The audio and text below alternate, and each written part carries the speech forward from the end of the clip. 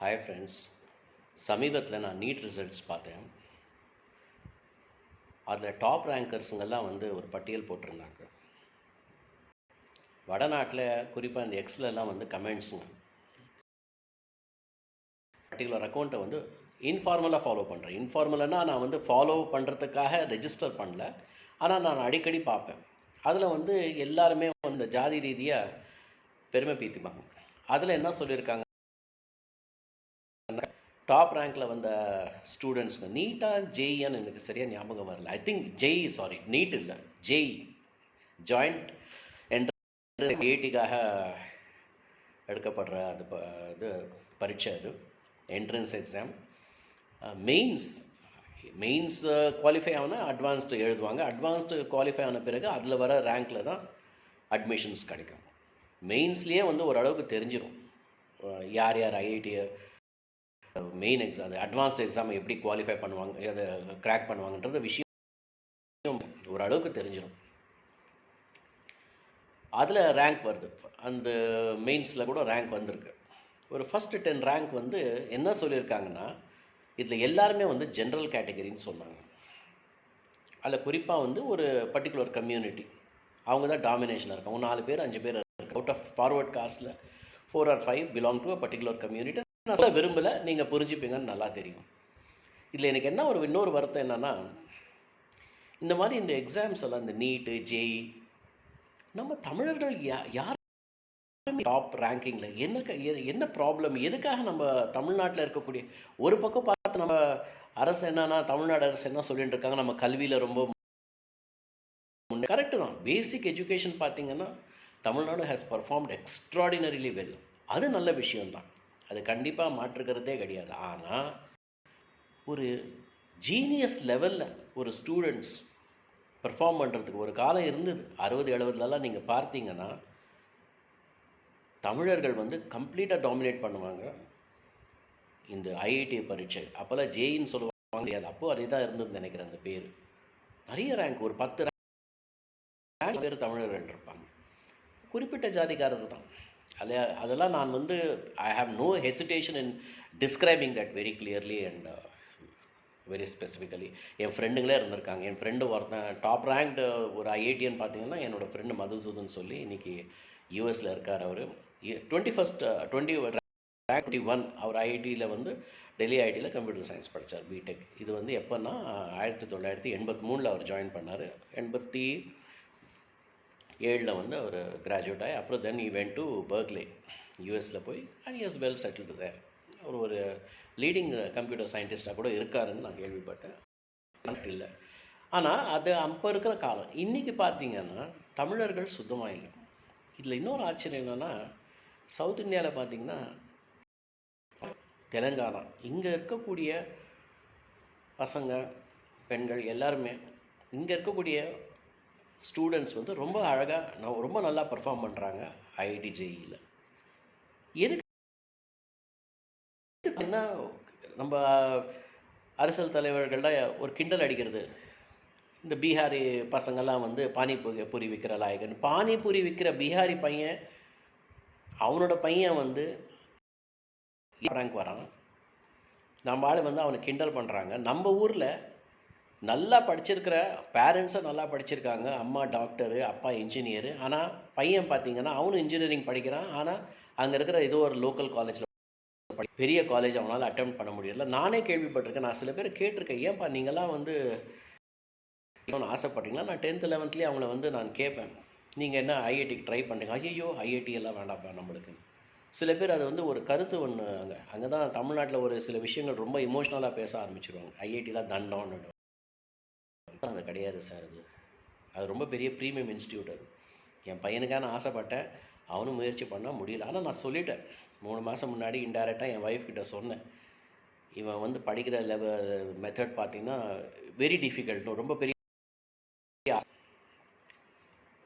அவள் அந்த சமயத்துலேயே வருத்தப்பட்டா. பட் நான் சொன்னேன், அது வந்து எப்படி படிப்பாங்கன்னு எனக்கு தெரியும். ஆனால் என் ஃப்ரெண்ட்ஸுங்க படிச்சிருக்காங்க. எனக்கு தெரிஞ்சு ஒரு கிட்டத்தட்ட ஒரு 7-8 பேர் என்னோடய ஃப்ரெண்ட்ஸுங்க வந்து ஐஐடி போயிருக்காங்க. அவங்க எப்படி படித்தாங்கன்னு தெரியும். இது நான் சொல்கிறது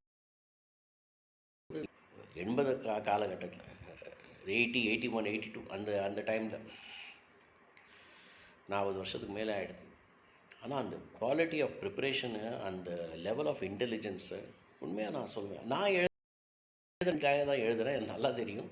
நான் என்னோடய ஒரே ஒரு ஆசை என்னென்னா, ஐஐடி கொஸ்டின் பேப்பரில் ஒரு கொஸ்டினுக்காவது நான் கரெக்டாக ஆன்சர் பண்ணணும். அவ்வளோதான், அந்த நோக்கத்தில் தான் போனேன். எனக்கு 100% தெரியும், சான்ஸே கிடையாது. அப்போல்லாம் அட்வான்ஸ்டு மெயின் எல்லாம் கிடையாது, ஒரே எக்ஸாம் தான். யார் மேக்ஸிமம் மார்க் வாங்குறாங்களோ அந்த ரேங்கிங் பேசிஸில் தான் ஐஐடி கிடைக்கணும். ஆனால் எந்த எதிர்பார்ப்பு ஒரே ஒரு கொஸ்டினுக்கு. ஆனால் எனக்கு தெரிஞ்சு I did not to attempt even one single question. எதுவுமே எனக்கு தெரியல. அதில் ஆப்ஜெக்டிவ் இருந்தது தான் இல்லை. ஆனால் நாங்கள்லாம் வந்து டெஸ்கிரிப்டிவ் தான் எழுதுவோம். எந்த ஆன்சர் எழுத முடியல. Very very very tough questions. இப்போவும் அப்படி தான் கேட்குறாங்க.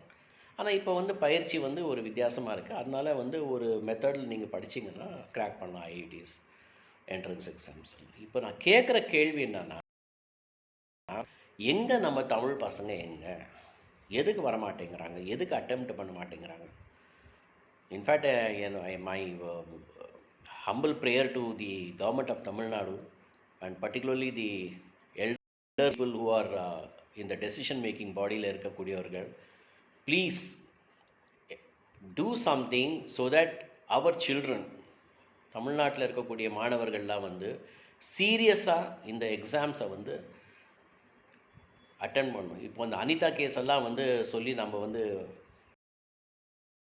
காரணமே வந்து அவங்க டீச்சர் தான் சொல்லுவேன். ஏன்னா அவங்க வந்து 9th 10thலேயே கிளியராக சொல்லிடணும், இந்த மாதிரி இருக்குமா, இதெல்லாம் நீட் எக்ஸாமு ரொம்ப டஃப்பு, இதுக்கெல்லாம் ப்ரிப்பரேஷன் வேணும், இந்த மாதிரி இதெல்லாம் நம்ம ப்ரிப்பேர் பண்ணியிருக்கலாம். எனக்கு சில சமயம் இப்படி தான் யோசனை ஓடும். இப்போது சில அரசியல் தலைவர்கள்லாம் இருக்காங்க, அவங்கெல்லாம் வந்து கிரிட்டிசைஸ் பண்ணாங்க நீட்டை பற்றி இல்லை. ஆனால் அவங்கக்கிட்டேயே மெடிக்கல் காலேஜ் இருக்குது. இவ்வளோலாம் பேசுகிறவங்க, நீங்கள் ஒரு அனிதாக்கு ஒரு மெடிக்கல் சீட் ஏம்மா கவலைப்படுறேன், நீட்டில் குவாலிஃபை ஆகலைன்னா பரவாயில்ல, உனக்கு நாங்கள் மேனேஜ்மெண்ட் கோட்டாவில் நாங்கள் தரோம் அப்படின்னு சொல்லி கொடுத்துருக்கலாமே. அதெல்லாம் கொடுக்க மாட்டாங்க. ஏன்னா ஒரு சீட்டு விலை 50 லட்சம் 1 கோடின்னு சொல்கிறாங்க இல்லையா. ஸோ இந்த இடத்துல வந்து பேக் வாங்கிடுவாங்க.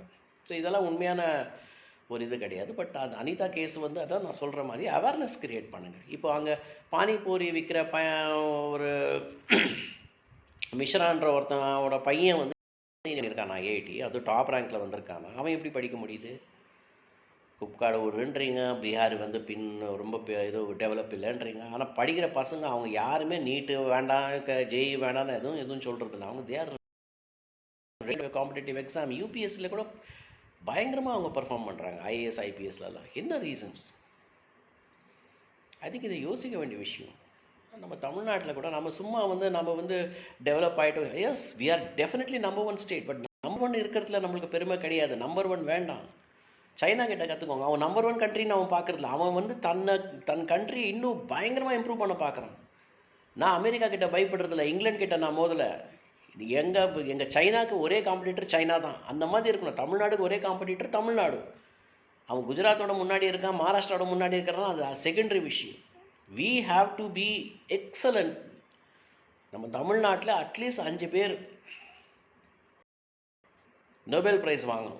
வேர்ல்டு கிளாஸ் சயின்டிஸ்டாக வரணும், வேர்ல்டு கிளாஸ் இன்ஜினியர்ஸாக வரணும், வேர்ல்டு கிளாஸில் வரணும். வேர்ல்டு கிளாஸ் நம்ம பசங்க எம்ஐடியில், ஸ்டான்ஃபோர்டில், பெர்க்லேயில் படிக்கணும். சும்மா குண்டுச்சட்டியில் குதிரை ஓட்டி நான் வந்து பெரிய ஆளாயிட்டேன், நான் சேர்மன் இது லோக்கல் இது ஒரு பப்ளிக் செக்டருக்கு நான் வந்து சிஎம்டி ஆகிட்டேன், அதெல்லாம் ஒன்றும் பெருமை கிடையாது. இன்னொரு விஷயம் நான் சொல்லக்கூடாது, பட் இருந்தாலும் எனக்கு ஒரு வருத்தம். 3% சொல்கிறீங்க, அவங்களுக்கு பயந்து மீதி 97% மாணவர்களுக்கு ரிசர்வேஷன் மூலியமாக தான் அவங்களுக்கு வந்து அடுத்த லெவலுக்கு போகிறதுக்கு வாய்ப்பு கிடைக்குமா? ஏன் ஜென்ரல் மெரிட்டில் கம்ப்ளீட் பண்ண முடியாதுங்களா? பண்ணால் நல்லாயிருக்கும். நான் ஏற்கனவே சொல்லியிருக்கேன் பல தடவை. நான் இந்த நார்த் இந்தியா அந்த குரூப்பில் நான் பிளாக் பண்ணுவேன். இந்த ரிசர்வேஷன்ன்றது வந்துட்டு ஃபார்வர்ட் காஸ்ட்காரங்களே வந்து வளர்க்குறாங்க. ஏன்னா காரணம்னு கேட்டிங்கன்னா, அது வந்துட்டு ஒரு மனுஷனை வந்து அதிகமாக சோதிக்காமையே அவனுக்கு வந்து ஒரு சின்னதாக பரிசு கொடுத்துருது. Consolation prize. பையன் வந்து 4th வந்திருக்கான் சார், கான்சலேஷன் ப்ரைஸ் கொடுத்துருப்பான், அவன் சந்தோஷப்பட்டுருவான். அப்படி தான் இருக்குது.